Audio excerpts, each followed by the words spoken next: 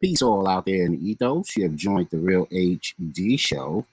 So let's go with the intro.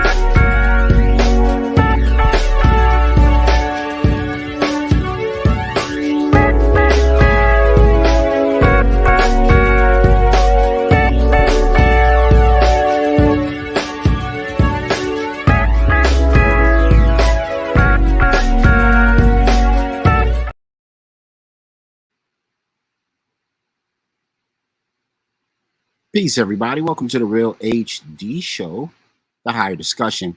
We are here back again with another one for you guys. We're on a Wednesday, trying to make hump day. So everybody get in the chat. We are blasting off from many moons, many planets. We are on 5 Facebook channels. We are on YouTube. We are on Twitch.tv. We are on Twitter. We are on Instagram.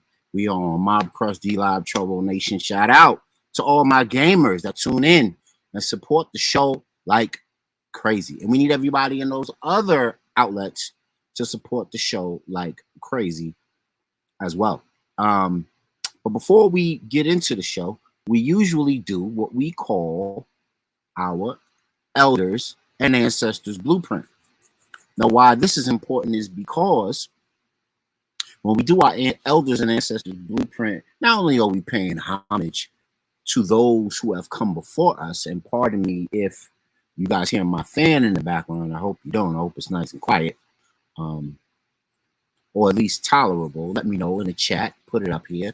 Let me know if you're hearing a clicking or hissing or any of those sorts of things in the background, and I will immediately fix that issue. But we are going to proceed. So the Elders and Ancestors Blueprint is an opportunity for us not only to pay homage and honor our ancestors for the indelible contribution to our life, living, and culture, but it's also an opportunity for us to reflect on that there's nothing new under the sun, and perhaps some of our problems already have solutions.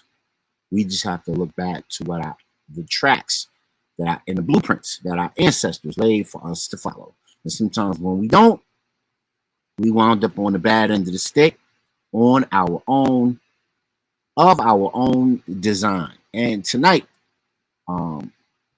most poignant than ever, we have an elders blueprint from none other than Dr. Neely Fuller. We're gonna jump into that. That brother's always on point with something really interesting, provocative, and problem solving to add. So we're gonna jump in with that, and I will see you guys on the other side. Peace. About what's coming at us at all, because most people don't even have an idea that such a thing as white supremacy exists. When it controls everything, if you're black, everything that you're doing, the white supremacists control. Even when you think that you're controlling something. The average black person wakes up in the morning and say, well, I'm going to do this, and I'm going to do that. Well, you're going to do this and you're going to do that on whose terms? I mean, when you walk out your door and the street that you walk on, who determines what street that you're going to be on? Even when you walk out what you call your door. Because your door might not even be your door. Your door may be something that you owe somebody for. Have you thought of that? You say, this is my door. This is my house. Is it really? When you stop to think, who really owns your house? Are you beholden to anybody? I mean, is this a house that you built on the street that you built in the place that you decided it would be? Or was the place already there and somebody told you it might be a good idea for you to go over there and take a look and then move in? Move in on what? On whose terms? On your terms? Not likely. On somebody else's terms. And who is that somebody else, ultimately? Who is it? Have you ever asked? Have you ever thought about it? Do you really control your existence on this planet? The average black person, particularly black males, we got this thing about, physicality. If I take off my shirt and I got big bulging muscles, I mean, somehow that's a cure-all for everything in the world.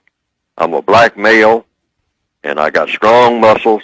I can lift weights, and I can run down the street faster than anybody else and get where I'm going. That somehow makes me a strong black man, and that's all I need. I got these bulging muscles. I'm fit and I'm trim. I love to take my shirt off, particularly, in the summertime and whatnot. I don't want to wear a shirt at all. I take my shirt off so people can see my strong muscles. Okay. And I can lift things. I can go here and I can go there. But have you ever stopped to think about what you can use your muscles for? Or against? And what's the product? Is this all that you have? Do you have anything else to show for your being on this planet up to now? Do you have a plan for the future that goes beyond just you taking up the sidewalk, making people walk around you when you come down the sidewalk because you're in the middle, and they have to go past you, the ladies with the baby strollers and all like that, because you are, your own man? Or are you really a man? Because the people who, when Martin Luther King was assassinated, there were a lot of strong males, strong black males. But I tend to believe they were people who understood their position in the system of white supremacy. That's why they had signs. Now, these are people that lift garbage pails. You got to be strong to do that. But they had signs saying what? I am a man. People right now can go to their computers and punch up the day that Martin Luther King was assassinated, April 1968.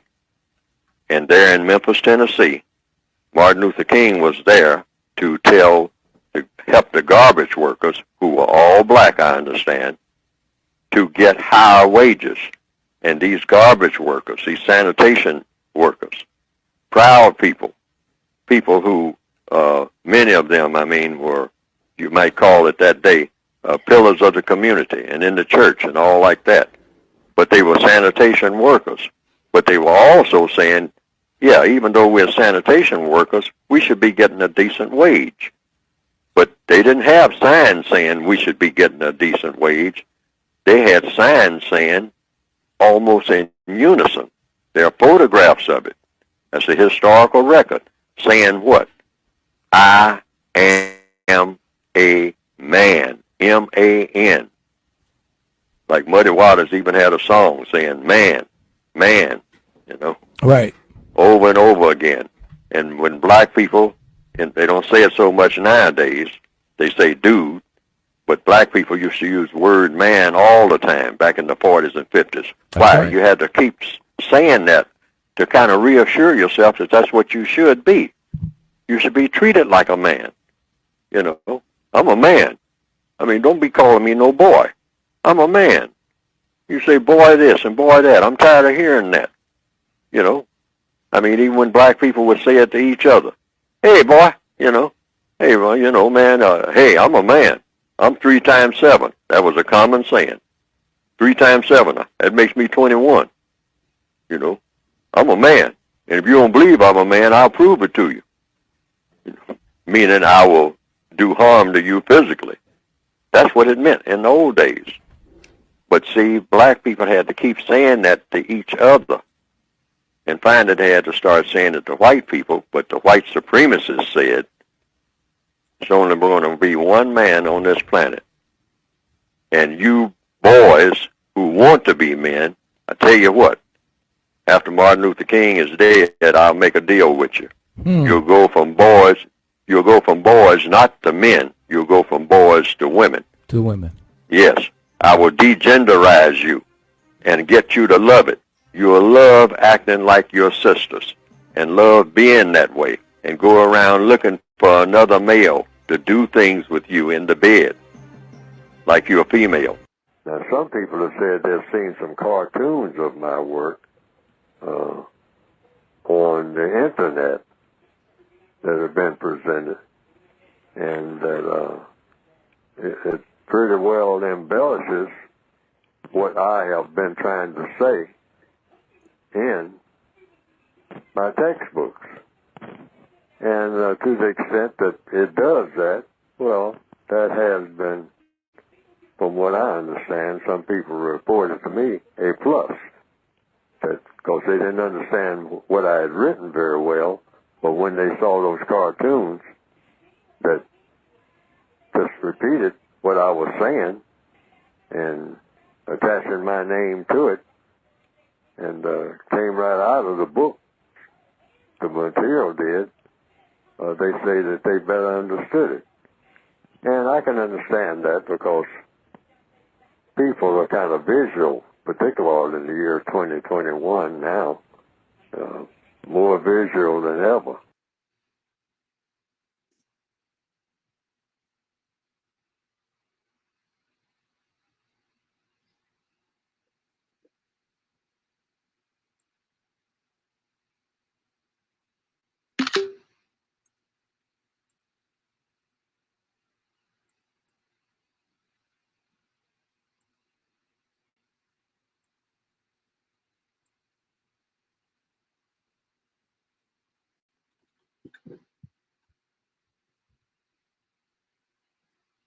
It controls everything if you're black, everything that you're doing.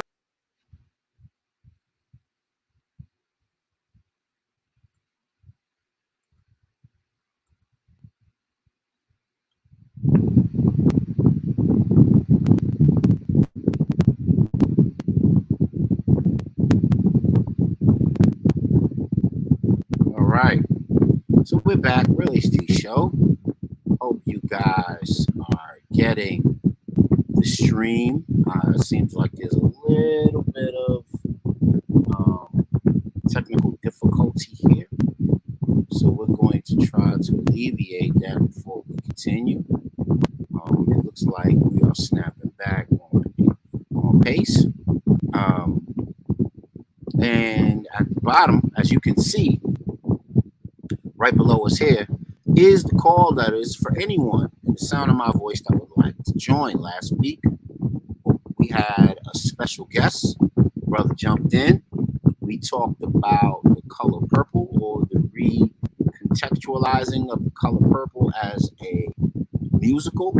He had a lot to say, and it was his voice, his victory. Because on the Real HD show, it's your voice, your victory. And we had a lively conversation. Brother Mozzie joined in, showed some things on the screen. So if you're interested in all of the powerful information that we had to say last show, please go into the Real HD archives, find them, and go through them at your leisure.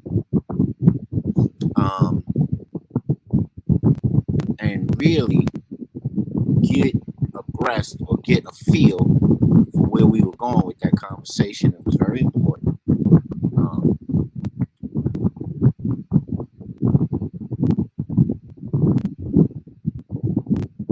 And then we will jump into, okay, I'll leave that up because that might be a good segue to what we're trying to do. Let's get rid of that. Let's get rid of that. Bear with me, family. We'll be on it in a sec. And I just want to load up what would be our header for the evening. And this won't be long. We'll be fast here tonight.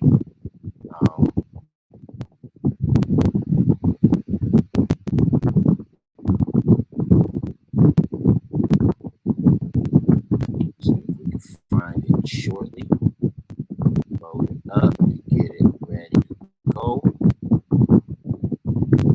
And we'll just proceed and continue to rock the mic.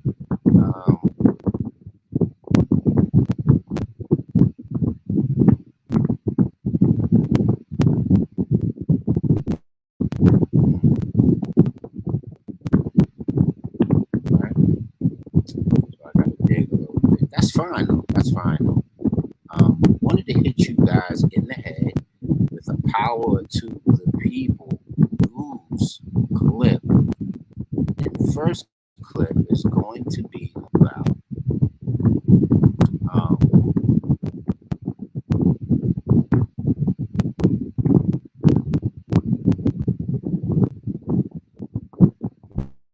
first clip is going to be about something near and dear to us, because for all those that are in the sound of my voice, for all of those who, patronize, live, reside in the state of New York, they are doing some new testing in and of the state of New York. And everybody who's driving, or anybody who has a vehicle, or anybody who is, on these roads and these highways, whether as a driver, a passenger, or anywhere in between, our gig economists, you guys should know this material. Yeah, so let me get to it. Give me a second, family. We'll jump right to it. Do it, and we will read it out as it is, and then I'll give you my take on the whole piece, and then we will proceed to have a conversation on the very topic, as it were.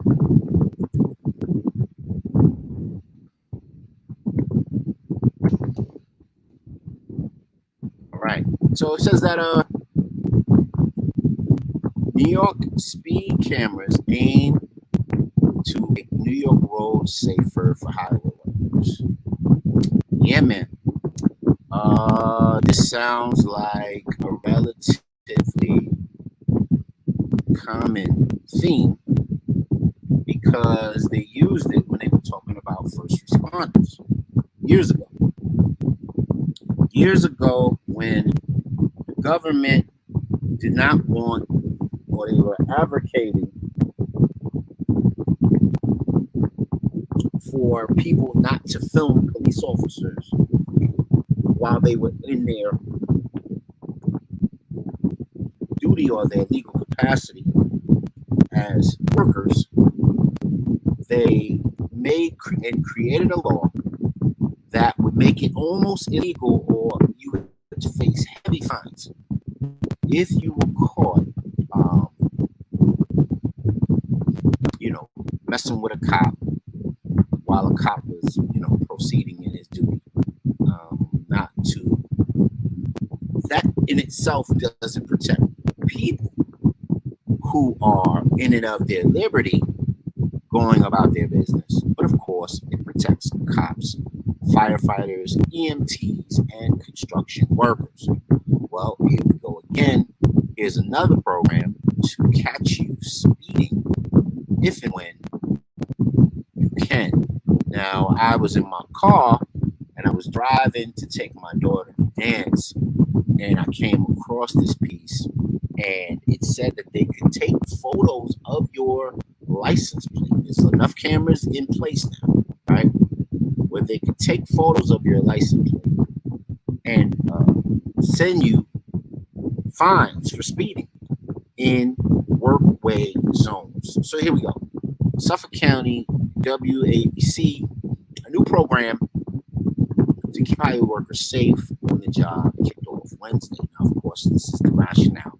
They're saying that they want to keep highway workers safe. Now, of course, when you travel down these interstate highways, whether you're going, 19 south, or whether you're going 9 south or 7 south or 95 south or 81 east or any of the like, if you're traveling through the state of New York, you run into a lot of construction, and maybe every 10 miles you hit another construction piece that, and they may or may not be working, but it's the zone. And of course, they have you reduce speed, and some would say that this is particularly for safety of the workers, safety of people, so on and so forth. But let me continue. The pilot program, new speed violation monitoring systems along New York State highways in active work zones. Keyword active. The automated work zone speed monitoring program is joint initiatives. Sorry about the motorcycle. Automated work zone speed monitoring program is an initiative between New York State Department of Transportation and the New York State Thruway Authority. The system consists of cameras mounted on 30 vehicles, parked in various highway work zones across the state. One camera is mounted on the back of each vehicle, another on the top. The cameras will snap a picture of your license plate if you go over the normal highway speed limit while in a construction zone. Then you get in that business in the mail. Once they roll out, comes in the middle of National Work Zone Awareness Week. It's a week for everything, right? Donut Week, Bagel Week, Polka Dot Week. You get it. The speed cameras are designed to prevent tragedies like the one that happened on Long Island back in 2006. That's when a DOT, Department of Transportation Highway Maintenance worker named Patrick Abelson from Miller Place, Suffolk County, was killed.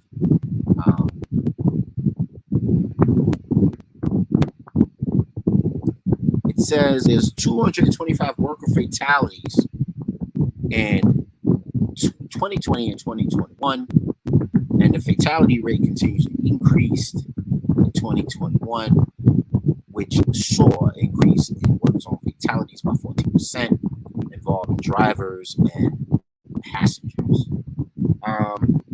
This is cool. This is rolled out just in time for the summer. I'm giving my take now, of course. This is rolled out right in time for the summer. This is put together in lieu of course, New York needing more taxable methods of engaging the public. And of course, like the old way, where cops used to just kind of pin your license plate with a gun, they can't get everybody. But now that tech has evolved to a place where it's automated, the tech automates these bills for you. Let us know what you think. Will you be paying these fines for these new speed cameras on work sites along roads? And I bet you bottom dollar that it's not just going to be fines for speeding. It'll be crossing line violations. It'll be if they detect that, you don't have a proper registration or inspection or insurance, or see what I mean? So you might get a bill with 3 different things on it, not just one. Is this change for the better? Is this change for the worst? And does this in aggregate challenge the right to travel? Of course, there's the right to travel in the judiciary precedent of, give me 1 second, family, let me find it. I'm usually spot on with this stuff. But yeah, let us know in the chat. Put it down in the chat. If you're listening, watching the show, let us know how you feel about this. You can challenge this. What do you think about it? How are you dealing with it? Oh yeah, so it's Dulles. Okay, I thought it was Kiramatsu, but it was Dulles. So it's Kent versus Dulles, and this is the Supreme Court stating that the right to travel is a part of liberty. So it says Kent versus Dulles was the first case in the Supreme Court that ruled that the right to travel is a part of the liberty. The citizen cannot be deprived without due process of the law under the Fifth Amendment. So that doesn't mean that you go to court first and do it.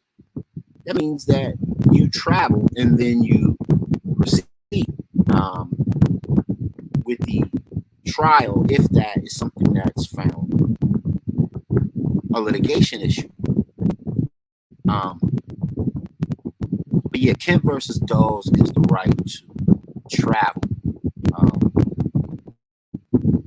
under the Fifth Amendment.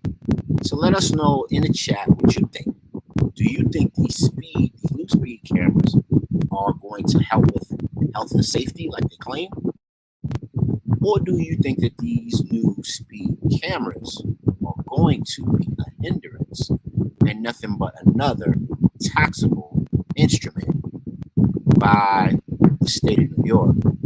Of course, you have to take into consideration the state of New York and their ability to employ as many police officers as they like because of things like qualified immunity being lifted in many, many jurisdictions, the right for officers' backgrounds to be investigated, etc., etc., etc. Let us know where you're at with this, and let us know where you stand on side of new speed cameras and what they're going to do. Now, this is an advent of, modern technology, recent technology, correct? And the recent technology gives folks the ability to optimize laws, optimize policies, optimize unfair and unjust policies on people. But it also gives, technology also gives us the ability to influence economics. So since we're talking about technology and speed cameras, are they using AI, this new speed technology? Because here is another article. Power to the People News. OpenAI Sam Altman raises 115 million for WorldCoin, the eyeball scanning crypto project to combat AI bots. Interesting. So AI is getting into the CBDC, Central Bank Digital Currency game, by coming up with a crypto project or crypto coin called WorldCoin. Okay, so if you've watched the show at any point, you've heard about cryptocurrency affecting, or you've heard about the, the large battle for hegemony and power over the central bank digital currencies that are happening all over the world. You got BRICS, you got the WEF and their central bank digital currency. You got the Fed now coming out of the United States. You got central bank digital currency operating in France, in India, and Canada is trying to jump on board with it as well. And now OpenAI is getting in the game and creating a brand new currency called the WorldCoin. And we need to really be aware of what this means so that we can be progressive in the rest of this 21st century. Let me give me a second, family. Let me pull it up.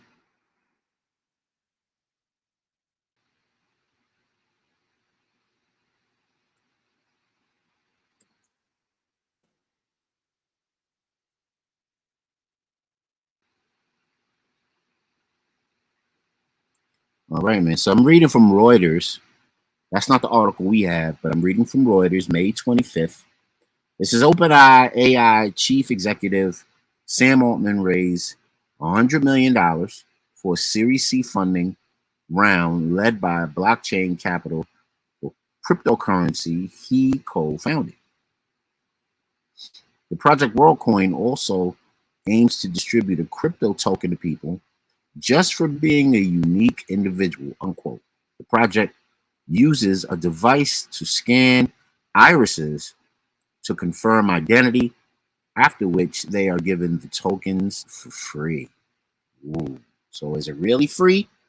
Or do you have to give your eye, or do you have to give your bio evidence in order to be involved with this new WorldCoin? And this new WorldCoin actually has over 2 million people, or 200 million people, already lined up to buy it. They're already lined up to buy it. So I guess the blockchain or the algorithm that's within WorldCoin, this is just me talking, is your bio evidence. So then we go back to the Internet of Bodies. If you go back, watch a couple of episodes ago that we talked about the Internet of Bodies. And here we are with another example of transhumanism and how they want to integrate bioevidence, biology, genetics, etc., into commerce.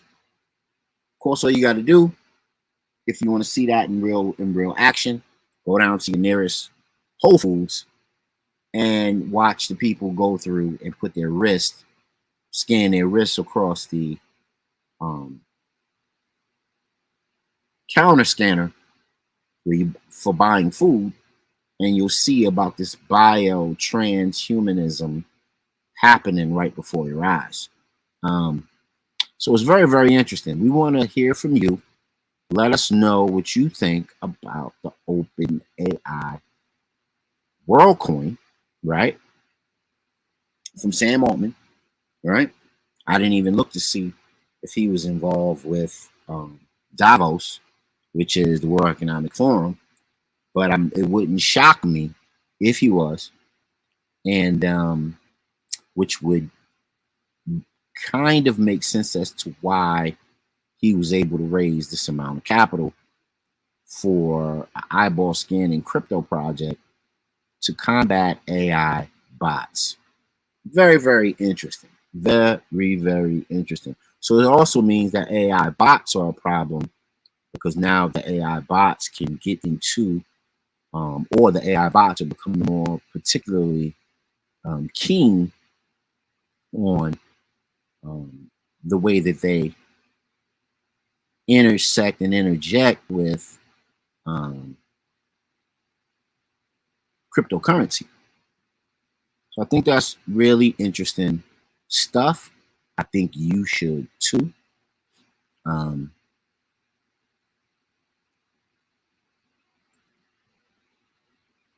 we're gonna jump and move right into the next one. We rolling. So that was my take on that. Everybody watching within the sound of my voice, please jump in the comments, whether you're on Facebook, whether you're on YouTube, whether you're on Twitch, Twitter, jump in the comments. Let us know where you are watching this from, and let us know your get down on OpenAI and how that impacts what we're doing in our future and current times. AI is, as we know, if you looked at a couple of shows before this one, you would have heard us go over a story about Larry Page, the CEO of Google, wanting to denounce AI, or ChatGPT, as it were, because ChatGPT was unfettered, and he didn't want to create a snowball effect that allowed AI, open sourced AI, as it were, to take over and to be very, very invasive on the human race, humankind. And then, of course, you heard in another story about that we went over on the show about AI. You heard about how Elon Musk and another executive of Google having an argument and about the future of AI. Of course, Elon Musk wanted to pull back. The AI exec, I still corrected, Larry Page and Elon Musk was having an argument over open source AI. Larry Page was all for it. As a matter of fact, he said he wanted to create an AI, or an AI super god, as his words were. And the AI engineer from Google, the head engineer from Google, quit, concerned about the ferocity at which AI is developing and whether or not AI would be safe for people. Let us know, man. What do you think? Have you touched AI at all? What has AI done for you? And how has it impacted your life? Let us know in the chat. Put it in the chat. Let us know what you think about that. Let us know where you're at with that. And we appreciate everybody who's watching, everybody who's tuning in. If you want to jump in on the live show and you want to jump on the live stage, there's a link right there, StreamYard X35 CR728X. Share the show wherever you're watching, and we appreciate everybody who's either tuned in, or just gave us a thumbs up and is keeping up with the show. We appreciate it. We try to give you and bring you really relevant information so that you could be progressive for the rest of the 21st century. And there's so much to touch on right now. You got your man, the Vic 7 here on the Real HD Show. Let's have a higher discussion about these things. And we want you to join in so that you can have your say. Say it for yourself before mass media says it for you. Because that's always our Achilles heel, is mass media speaking for us and us not speaking for ourselves. If that sounds like a Kwanzaa principle, so be it. That's what it is. Jump on in the water is fine. So let's get right back to the powerful information we got. Power to the people news. Wait, what just happened? This just happened. We got Matt Walsh, conservative blogger, conservative pundit, conservative talking head, and he had a lot to say over Karen, like the Karen, I guess I call it Karen apocalypse because of all of the wild and outrageous things that the Karens all over the world, or at least in America, have done and how they're acting out. And I thought this was interesting because he raises a point about how Karen is a racial slur. And what's interesting of it, so I'll read it, and this is Matt Walsh. Karen, quote unquote, is a racial slur. If I derisively refer to a random black woman I find annoying as Shaniqua or whatever, anyone would consider it racist. The Karen slur is used to dismiss and degrade white women. That's the whole point. So I thought we can, check this out and see what people had to say in lieu of this. So let's read some of the comments that came from the Twitter post that Matt Walsh put up. I found them to be quite interesting. And then we can have a little dialogue about it if you like, if anybody wants to join in.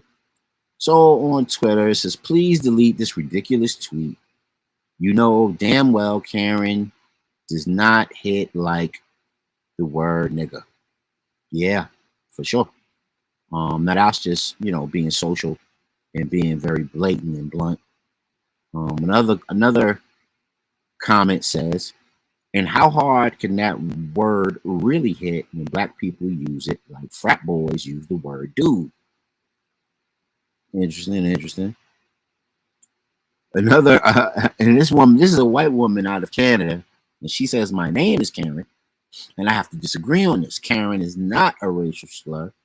It's a name given to any woman of any color, now men as well.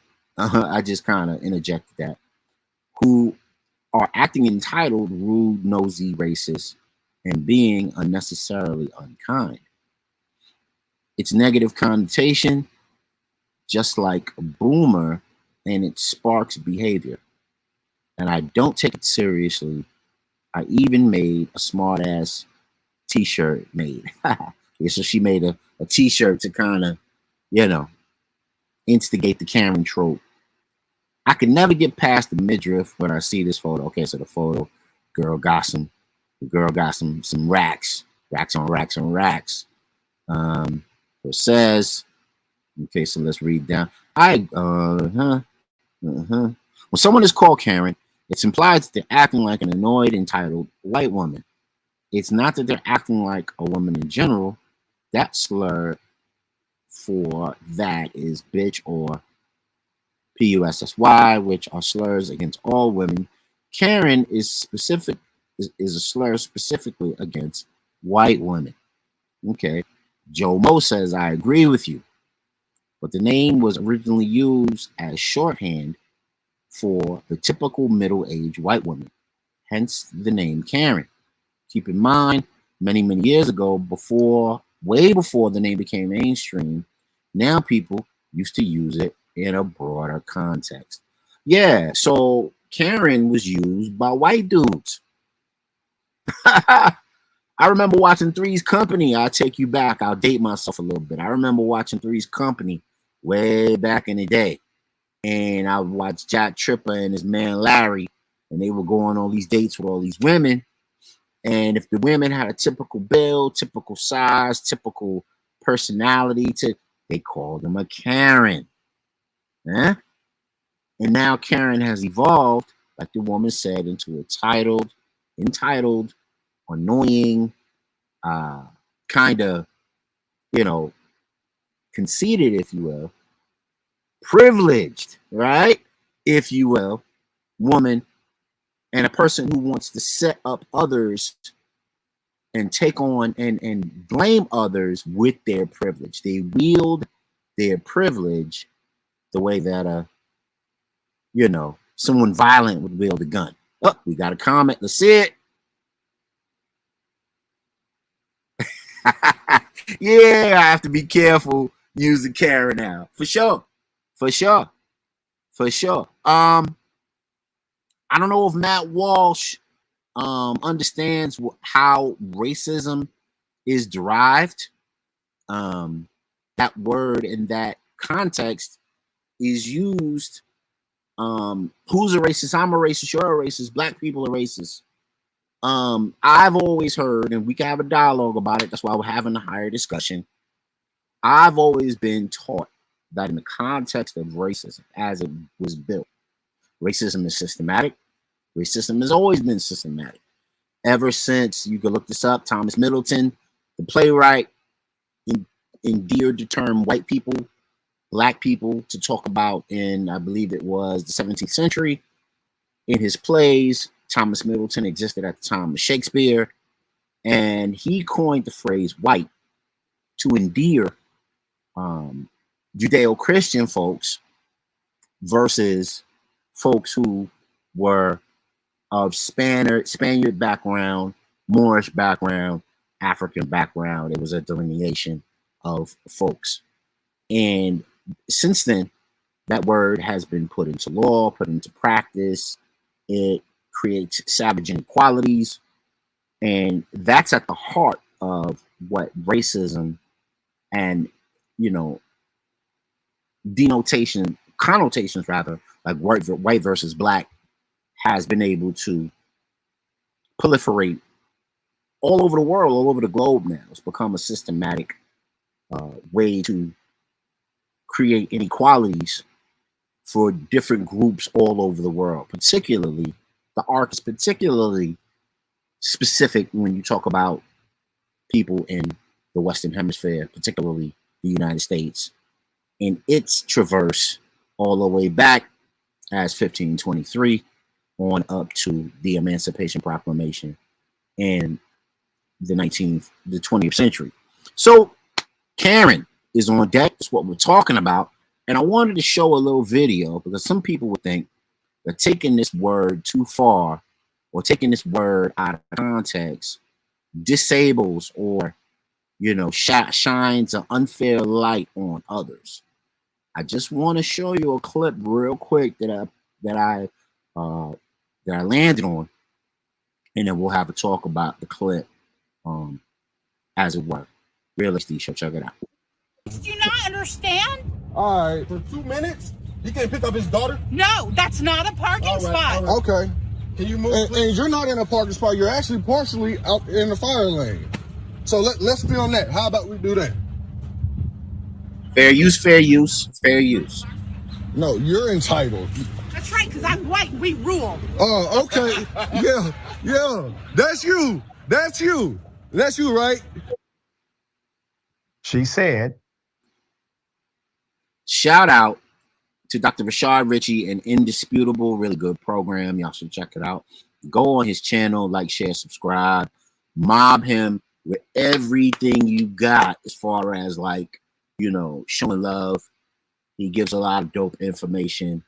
He busted that out. I had to rock that particular piece of information. And I think it's kind of poignant. I think it makes the point, it hits home, it makes the point directly about how if you're not in a quote unquote liberal state, right, and you go through some of the other southern western states of the United States, you begin to see how people are built. Now, a couple of decades ago, they wouldn't necessarily be outright with it, forward with it, bombastic with it, and now they are. And I don't know if that's a Trumpism. I don't know if that's something that is an invention of the last couple of election cycles and how polarized the country has become because of racial politics, so on and so forth. Of course, January 6th showed us that there's a huge amount of people that feel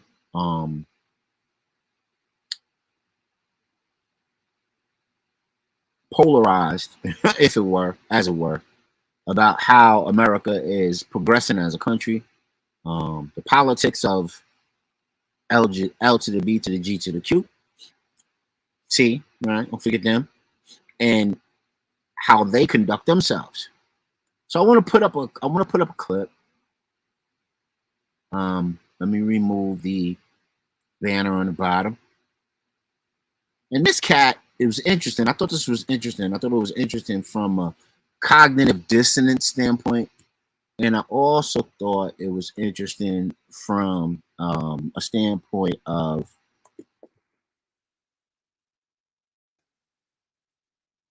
folks who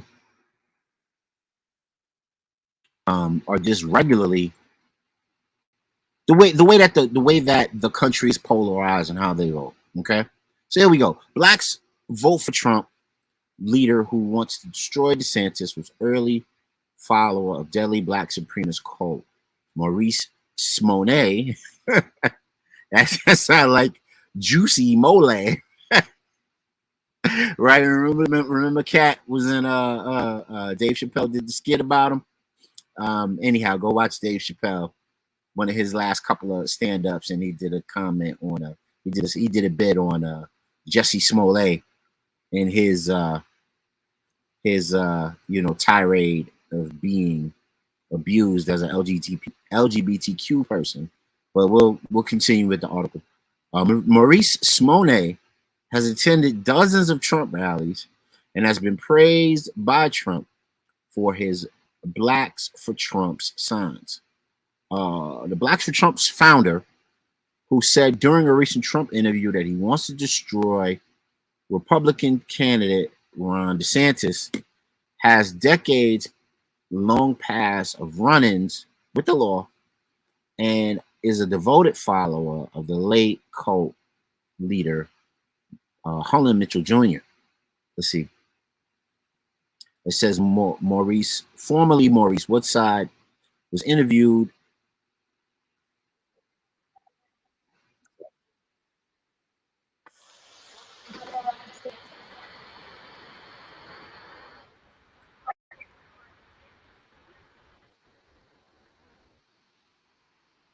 Pardon me, family. Let me find where this is and pause it.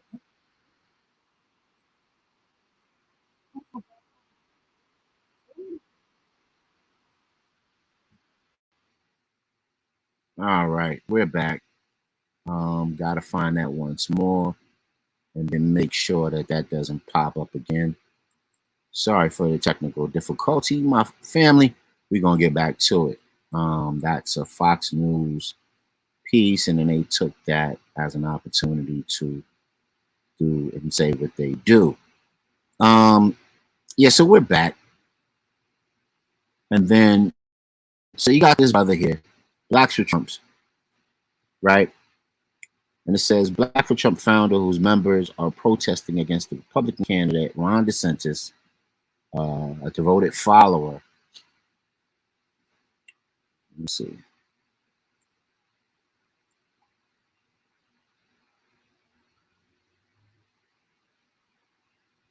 Who they are voting for in the GOP primary race.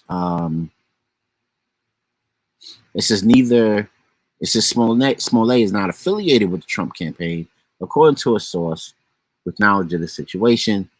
Loomer reportedly met with Trump earlier this year and was being considered for a campaign position until the potential hire received backlash from top aides from the Trump ally Marjorie Taylor Greene, who said he was mentally unstable in a documented liar. Let me see what they said here.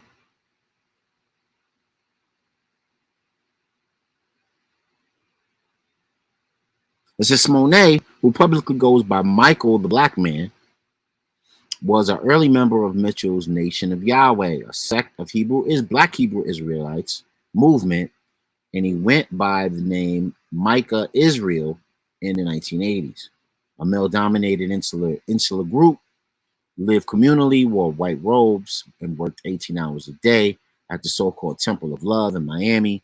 But the movement had multiple temples across the country. Of course, if you ever been to New York, Harlem, you ever been to the DMV area, etc., you know about Hebrew Israelites.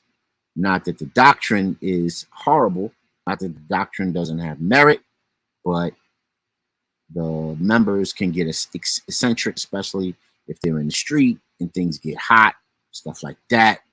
Let us know if you are attached. But I found it interesting that an ex-Hebrew Israelite is leading a Blacks for Trump campaign, and he's not wearing the Hebrew Israelite garb anymore, the way he was as early as the 80s. And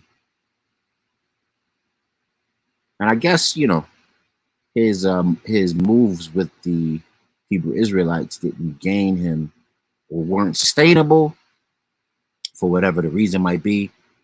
And now he's Blacks for Trump. I wanted to talk a little bit about how this country just straight needs more political parties, because the fanaticism around each one of them, as polarizing as they are, is getting to be an ugly thing. And I don't know if it serves anybody.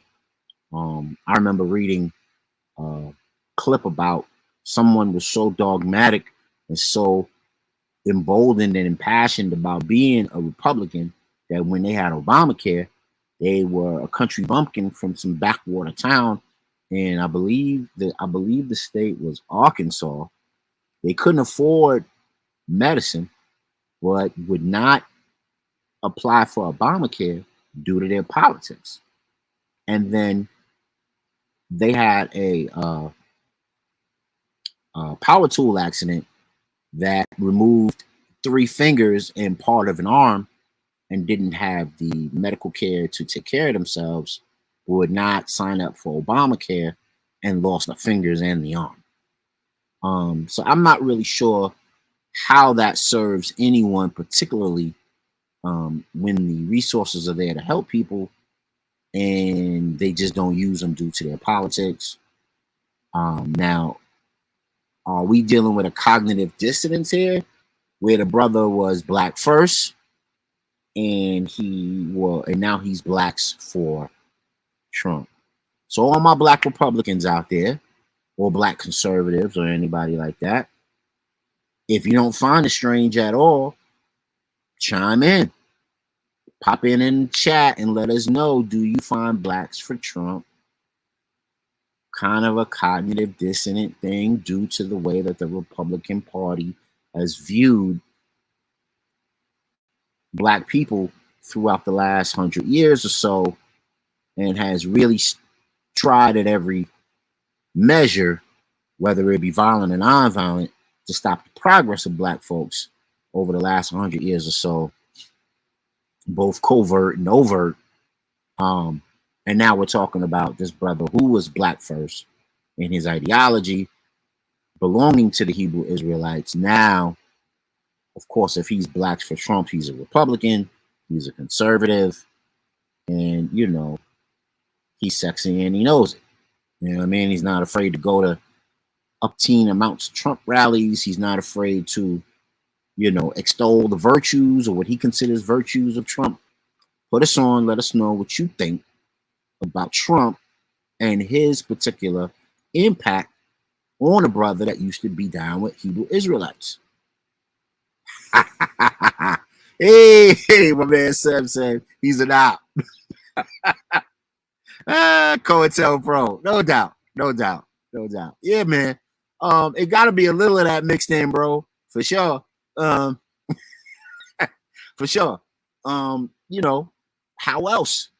How else do you, you know, form these up?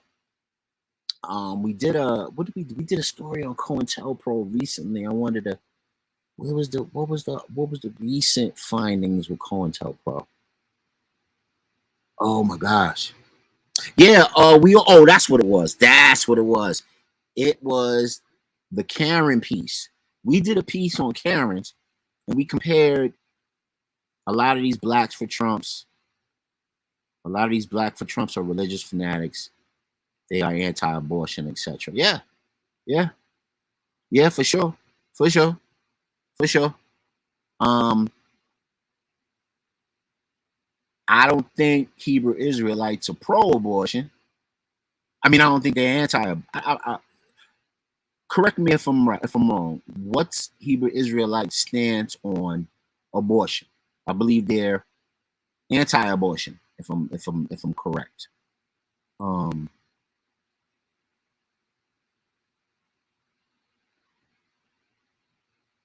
another question I was gonna jump into. Let me finish my statement on COINTELPRO and Karens. COINTELPRO and Karens have kind of gone hand in hand because, you know, they like to wield the instrument of, you know, inequalities for all kinds of groups across the country. But of course, when we are the, you know, we're still 14% of the country, but back in the day when there was more of us here instead of the melting pot that America is, Karens played a big part in stopping a lot of the gainful efforts of communities across the country. And I believe that, you know, if it wasn't designed that way straight away, it turned out to be a COINTELPRO type of movement. And then, of course, we saw how Alice Walker and Gloria Steinem were doing their thing back in the 60s and the 70s. And Gloria Steinem turned out to be a whole op in the situation herself. So if that ain't COINTELPRO, I don't know what the fuck is. Let us know. Was Gloria Steinem an op? And was that an example of COINTELPRO? And if those who agreed with Gloria Steinem in her efforts, were they also proponents of COINTELPRO? And I know that taps into feminism and a whole lot of other stuff. That's not the point of what we're talking about here. I want to talk about black men, and I want to talk about the mindset, the mental health of black men. And that if we have a dogma, if we have a philosophy, if we have an ethic for living, like being a Hebrew Israelite or 5% or whatever your background, whatever your spiritual background might be, right? Or you know, you're in the Moorish temple, or you're in, you know, whatever you are, you're in the NOI, or you're a Sunni Muslim, or whatever you go by, right?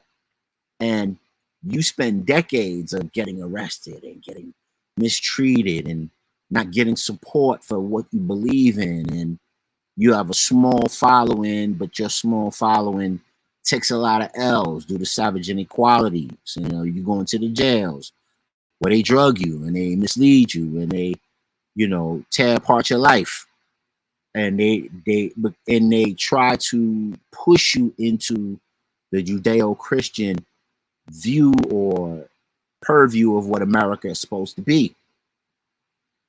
Is this brother an example of a beaten down black man who, due to his trespasses and all the L's that he took, is just him aging, getting older, going along, get along, and kind of siding with who he believes is a winning team? Or do you think that there's some, I mean, I wish my man was on, who was on a couple of shows ago.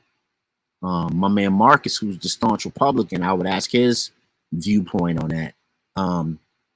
Because he, you know, He's down. He's black first, but he's Republican, and of course, the Republican Democrat Party was the party of Frederick Douglass when they weren't who they are right now in their dogma and in their practice. So let us know: is that a thing? Do black men get beat down so much based on our spirituality and our need to be independent that at a certain point we just give in and go in with the winning team to live some modicum of a decent life? I know that's a little deep. I know that's a little far, but let us know, man. Let us know what you think. Put it in the chat. Let us know what you think.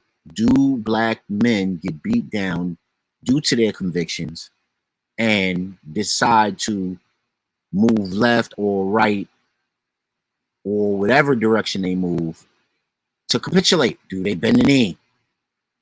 What are we talking about here?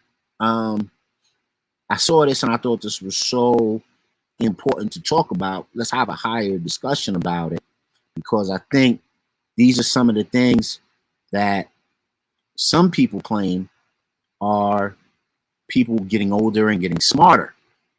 And you're young and you're dumb and you're full of, I'm not going to repeat the third one, but you're young and you're dumb and you're full of, aggressiveness, and you're full of vim and vigor, and you want to take on the world. And when the world slaps you down a bunch of times and alters your life, now you're ready to give up on everything that made sense and that gave you foundation, and go along and get along simply to capitulate, bend the knee, and live some modicum of a decent life. Yeah, man. It is, what time is it right now? Oh, it's 9:20. So what we're going to do is we're going to end the show on this, because I was going to get into a whole conversation about planned obsolescence. You know what I'm saying? And planned obsolescence is a whole thing. So what we'll do is we'll jump onto that Monday when we have our hardcore show, because I want to really spend some time on planned obsolescence. Planned obsolescence is important. But if you see any of the Power to the People news articles that you saw tonight, and you feel you want to speak on them, you want to say your piece about them, like, share, subscribe to this video. Make sure that you timestamp wherever you are in the video and you make your comment. Oh, I think we got one more comment popping up. Let's see.